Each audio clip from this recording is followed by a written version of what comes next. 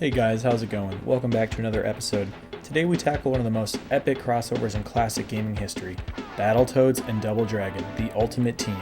We will be taking on all 4 ports of this thing, and today is a 16-bit showdown, while next segment will cover the NES and Game Boy. For me, this was a game that I would watch my older brother and his friends try to beat whenever we would rent it from Hollywood Video.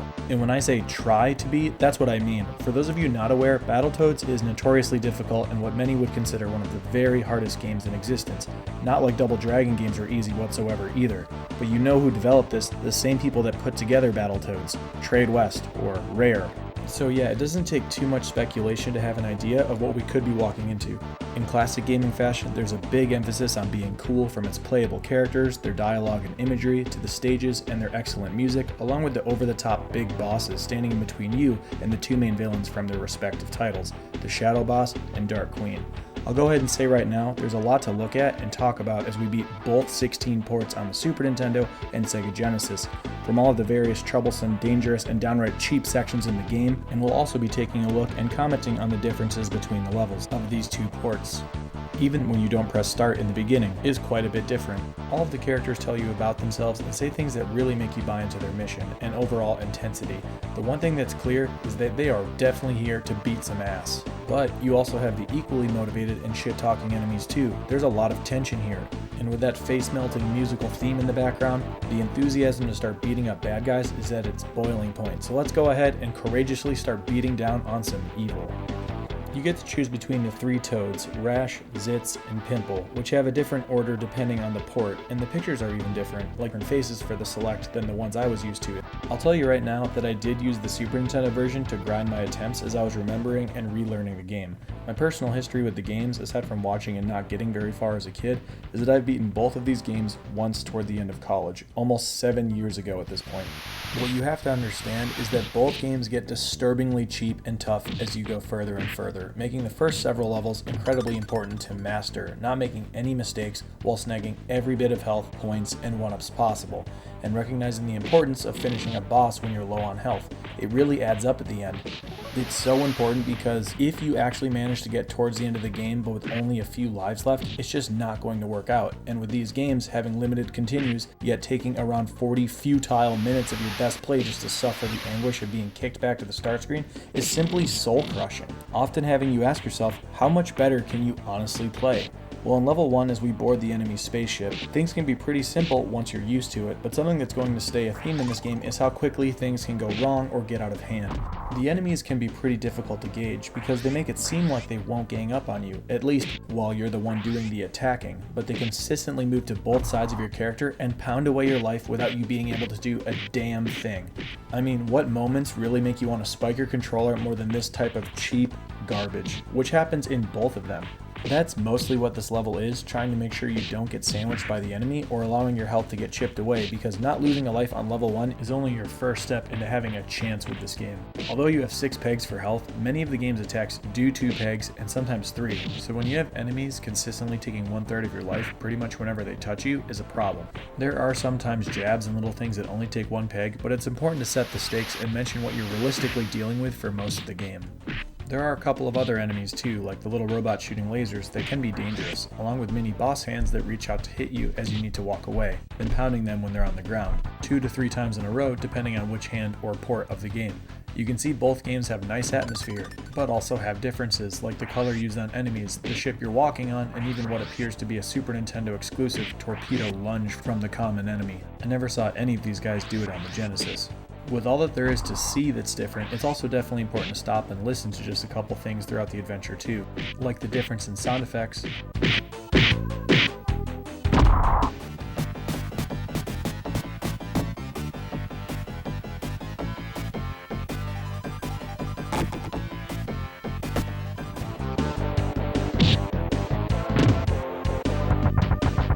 the musical themes themselves. There really are some quite outstanding soundtracks in Battletoads Double Dragon, so it would be a huge mistake not hearing how they ended up on the different systems. As far as other little presentation differences go, the way the first boss enters the room is a bit changed. Even though we bust down the door in both, the way it happens isn't the same at all.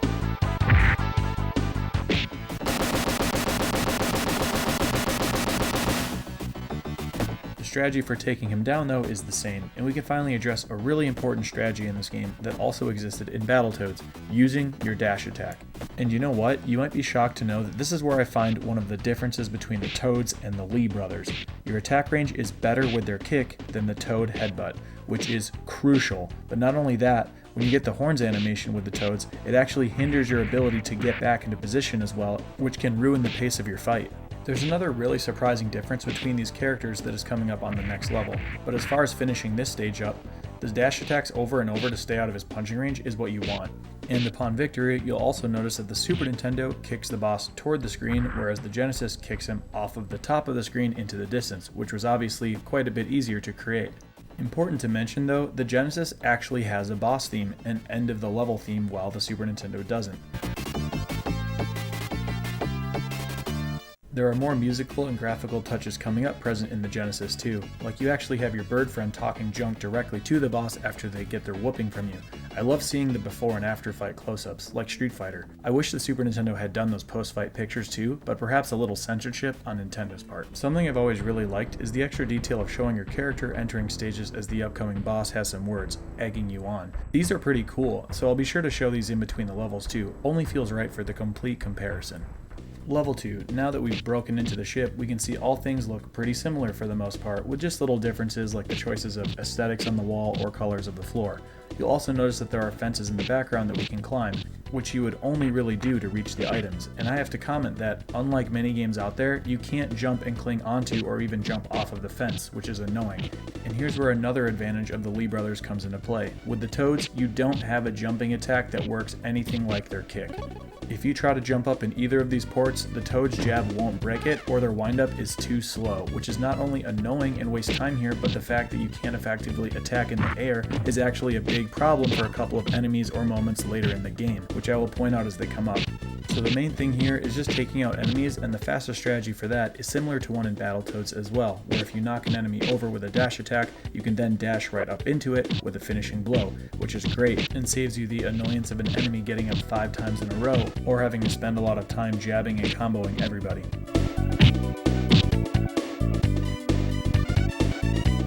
But let's talk about 2 things the Genesis added that I think helps give this level a bit more pace and variation, like when you have to pick up these sticks of dynamite and throw them back at this guy. The music's tempo increases.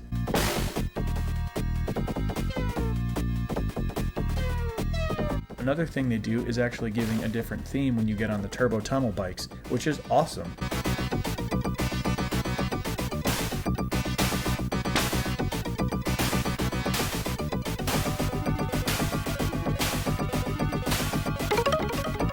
And by the way, it has to be said, this section is nowhere near as difficult as the one in Battletoads, which is a good thing, like 2 or 3 out of 10 in comparison. There are some biker enemies that can take you out if they finish their combo, which is infuriating, but if you line up well and mash attack early, you shouldn't hopefully have any issues with them. You actually have some opportunities in this level to add to your life count, like making sure to open this container on the right side so it's not cut off by the screen, and grabbing consecutive capsules to build up your points to those 1-ups. I'm telling you, every life counts. The boss Blag isn't too bad overall, but he definitely seemed easier on the Genesis actually. You can see there's quite the size difference here, almost hard to tell it's supposed to be the same thing. In the Genesis you see the word fight in the background too, which is actually something we will see once we get to the NES as well. Blag is super annoying in the Super Nintendo version, but it's important to note that no matter where you are spatially to him in a vertical sense, your attacks will always hit him, so you have to use that to your advantage. It's just really annoying how quickly things can get out of hand, as you truly are helpless if you get caught with some attacks that just wear down your health as you can't even move. And that's not fun. That's bullshit. The Genesis fight is incredibly easier when you actually have time between his hits to keep resetting your position until the fight is over, making it only a bit tougher than your first boss.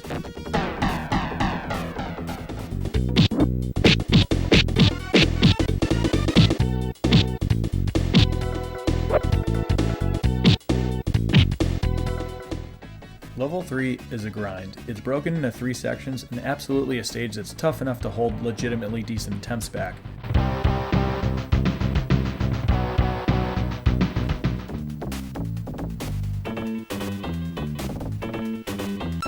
Basically, there are a ton of these chicks with whips that you have to be really good about attacking them early. Otherwise, you will be pulling your hair out in anger as you watch these cheap skanks eat through your lives. Speaking of pulling hair out, I guess it's fair to say that Battletoads Double Dragon is all about equality. An ass beating is an ass beating. There are also these crushing traps which don't kill you, but they do chip away 2 pegs, as you can see. 3 hits on anything to lose a life really isn't that much wiggle room at all. It's a bit strange how the ceiling in the Genesis appears to be on a separate graphical layer and scrolls at a different speed too, so when the ceiling scrolls faster than the floor, it's easy for these traps to come up on you before you're ready.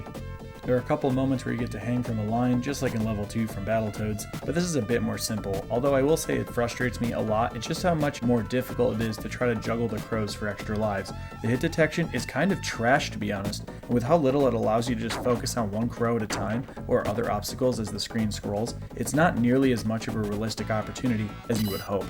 I was never able to juggle for a life in the Genesis, and it was more worth it just to not try to take damage.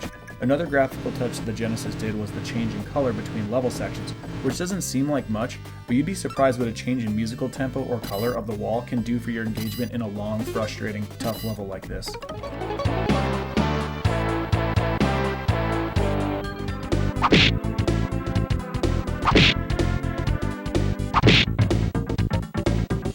Really not much else you can say aside from just knowing that the sections are long. There are a ton of things to chip away at your health, and you have to play really well and be super careful. There's also another part that just shows a difference between the brothers and the Toads, where you're on this conveyor belt and you really have a hard time unlocking this invincibility unless you're one of the Lee brothers. Even then it's difficult, but with the Toads it seems impossible.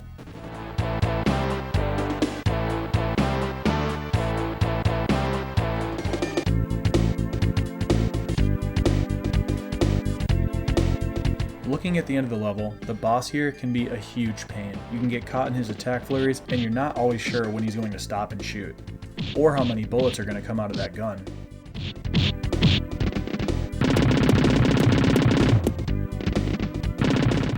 So it's all about reactions and being specific with your timing. It took me a little to realize, but if I dash attack this guy whenever I wanted, like against a wall for example, he would often just be in the position to damage me right after my attack. And since he alternates between walking backward and forward, I realized that just waiting for him to get away from the wall, that's when I was finally able to string together some attacks. Doing this over and over is the easiest way to take this guy down safely. I had some extremely hot garbage moments with this guy on my first run attempt, and it's just terrible. Like I'm crushing down on my D-pad, so how are these bullets hitting me? What the hell is this? Like I was saying, being patient with the strategy of waiting for him to come up to the middle before attacking is just so important to the success of this run. I cannot understate how much every life counts, and I promise it'll become horrifyingly clear why that is.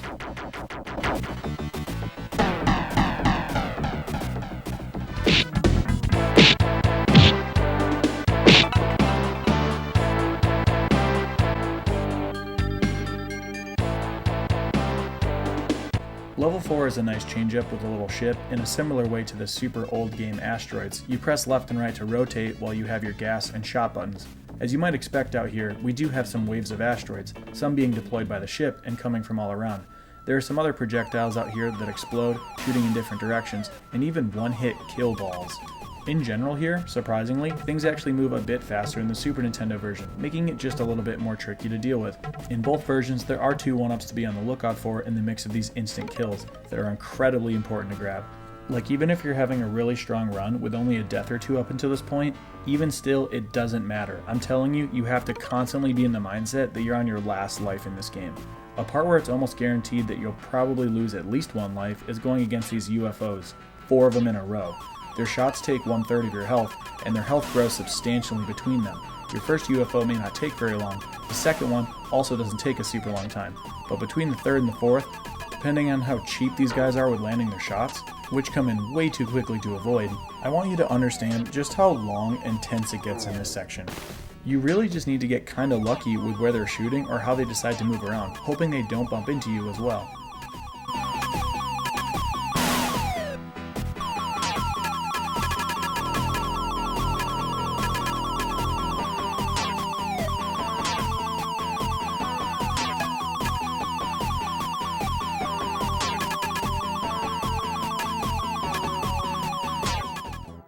second section of the level has you facing off against the ship where you've spent the last 20 minutes or so in the game, and it is quite the lengthy battle, and nothing else plays quite like this fight that I've experienced with any other game.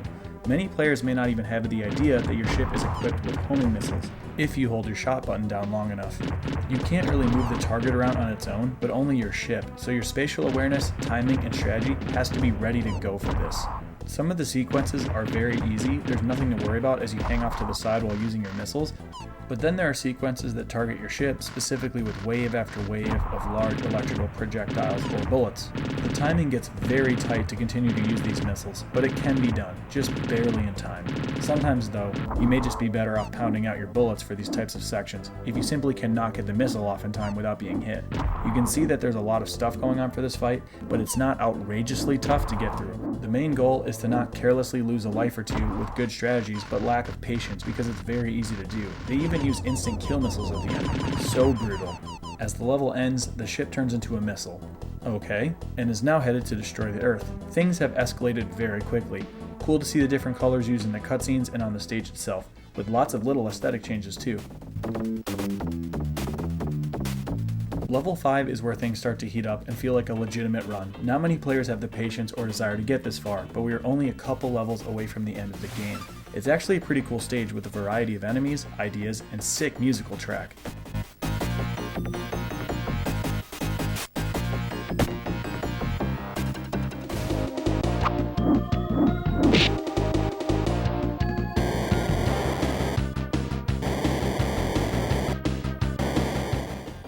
The minor things to worry about is getting your life chipped away by the star-throwing, jump-kicking ninjas and rat enemies. Plus a few dynamite sections are back where you throw it back in the guy's windows. There are multiple areas with all of these enemies. The most dangerous parts though are the 3 fights with this mini boss bull character who can seriously be the cheapest and most frustrating piece of shit ever. This is the kind of cheap difficulty that scares me about the game, where there is so much jank and it's hard to control.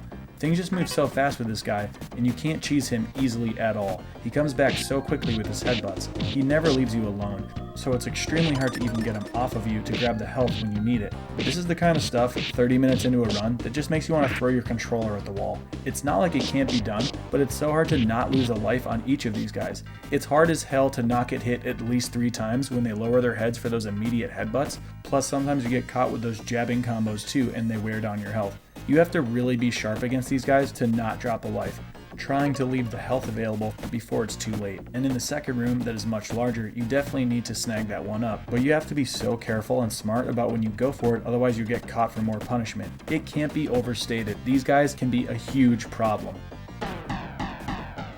The second horrific deadly aspect of this level are the flames, since touching any of them, even the little ones, kill you immediately. And there's a lot of them out here. Careless play means you'll never advance, and even moderate timing simply is not good enough. A few of these sequences are tricky and really do not leave you with much room for error at all. One of them specifically on the Genesis has been made a tighter squeeze than your fucking clenched fist. I mean, look at this. How is this not good enough timing to get by? Scarier yet, unlike some games out there, you'll notice you can't even use an invincibility period from a death to bully your way through it. You simply need to channel perfect timing, otherwise this is as far as you'll ever get in this game. You might be surprised to know that the boss on this level is actually quite easy, although he is much more tricky in the Genesis. For as intimidating as they made this guy, he doesn't even move. His body uses one sprite the entire time. His head is moving all over the place, but none of that affects the fight at all. To summarize in the Super Nintendo version, this is all he does the entire fight. It's the same shot pattern, easy to avoid, and every single time he lands. There is seriously nothing to it. It's a complete joke. On the Genesis, he is similar, but there are a few things that make it so much more difficult to handle safely without losing a life. For one, he doesn't bounce into position over and over from your attacks. Secondly, he actually starts to make it harder by jumping quickly after he attacks as the fight goes on. Thirdly, at some point his shot pattern actually changes. These things don't make it a hard fight, but it goes from something that's really quite easy to avoid losing a life to being something that might actually take a life or two from you. And my goodness, we are getting close to the completely life-depleting end of the game. The last 2 levels of the game are short sections with some tougher enemies, followed by the main villains of both franchises, which I think is a really cool way to go about this, and they actually have the shadow boss walking in the background as you move along in the stage. A lot of the strategies apply from earlier in the game. Have to be very quick with your dash attacks and finishing moves, plus mashing hard with the pole weapon can be quite useful. You have to be very careful to not get sandwiched between those couple of enemies here, because unless you get lucky at that point, you are losing your life. It takes just a couple minutes of beating down some enemies before reaching the boss. Couple things to mention: you can actually hang from and destroy these things on the ceiling, which drops some useful health and points for the most part, and these things really come into play with the boss fight. After you move over several screens and surviving the onslaught of enemies, you finally see the shadow boss emerging from the shadows. Second thing, the music is actually different in these stages and they have a much different feeling to them. I'd like to compliment the Super Nintendo's theme actually because it's really catchy and up-tempo. I enjoy hearing it. I wouldn't describe this fight as hard, but I will tell you that it has an extremely punishing aspect to it soon enough. For the most part, you can go toe-to-toe with this guy, and his main attacks aren't super horrible to deal with. It really doesn't seem all that bad as you're going into it. Quick difference is to point out that he can actually do some different things in the Genesis, like teleporting around. Even with that being said, this fight is harder and much more annoying on the Super Nintendo. Not only does he seem to combo you more and not be quite as much of a pushover, but when this fight gets dangerous is when he transforms into a spike ball flurry that, if you're caught by, you are dead. The reasons why this is even more difficult to deal with on the Super Nintendo is because it's harder to grab these things to stay out of the way. If your character is above the chain and you're trying to press down to jump toward it, as soon as your character touches it, you'll come right off since you're holding down on your D-pad. You have to be aware enough to get below these things and jump up to them. Also, you hardly get any heads up that the attack is coming. It just starts forming into a ball without a sound, and you've got a second to securely get up there. In the Genesis, at least they give you a clear transformation sound and just another fraction of a second more of time. But it's not like that means you'll be safe no matter what, because you can still die very quickly from this move. Pretty dang frustrating. But after enough dash attacks and fighting back, trying to prevent more than a death or two, Shadow Boss goes down. The good thing to note is that there's another one up in this right chain. Like I said, every life counts, and you're about to see why. After just a few more electrical gates, which seems kind of random and troll-like at this point, we are on our way to the final showdown in the game.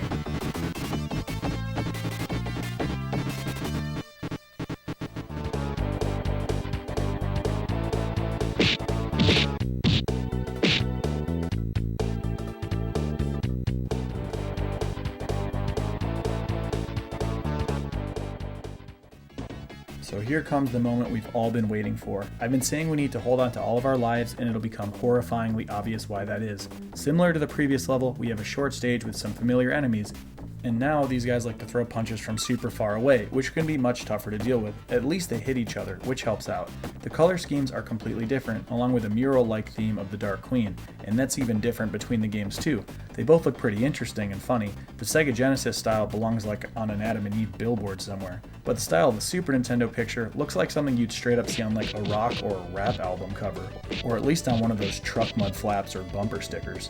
Even could belong on the spine of Grand Theft Auto. That's just the stuff it makes me think of anyway. The fight with her though is not so pleasant, and actually it's a fight that leaves me more frustrated and emotionally drained just about as anything out there. Here's what I will say, there's a very important change to the Super Nintendo version that makes it impossible for her to combo you until death as you lay there helpless. The thing that makes this fight tough in general is not having a pattern for her movement, and without much practice, which is of course tough to do on a final boss at the end of a difficult true game over 40-minute test, she is bound to catch you by surprise with where her flame is going, when she pops out to throw a fireball, and at what height she will throw it at. The really difficult aspect is that the fight gets faster and faster as you go. So when she's moving fast and being unpredictable, that's when you really get your lives eaten away. On my Genesis playthrough, I managed to barely avoid dying before picking up health or finishing a level at least a solid 7 times throughout the game, and it turns out I needed all of those lives. You definitely know that the developers knew this was a pretty cheap and tough way to finish the game, so they even tried to help out by throwing out little containers that could hold points, health, or a 1-up. No other fight does this. I'm sure they were testing it out, and after blowing through a bunch of lives, they were like, alright, this is kind of some bullshit, we have to drop some sort of lifeline here. From what I understand, the NES port of this fight is the same way as the Genesis before the Dark Queen was nerfed just a little bit, and I can only imagine that the Game Boy version is probably the same way. Definitely breathed a huge sigh of relief as I barely made it through this one, because it's really, really tough to finish it off. Overall, it's a good title that just has a little bit of jank and cheapness to it, but it has some great music and the graphics are alright, and it's got really great style. Plus, it's neat to do the crossover. I like the stringing together of the levels with dialogue between your coordinator and the enemies, plus seeing how everything is connected is a really cool touch to have it all make sense. In an upcoming episode, we will take on the 8-bit ports on NES and Game Boy, both of which I have never beaten, and in the Game Boy's case, something I've never played. But can't wait to get the comparison for you guys. I appreciate you watching this long, thank you for supporting the channel, and I hope to see you for the next review.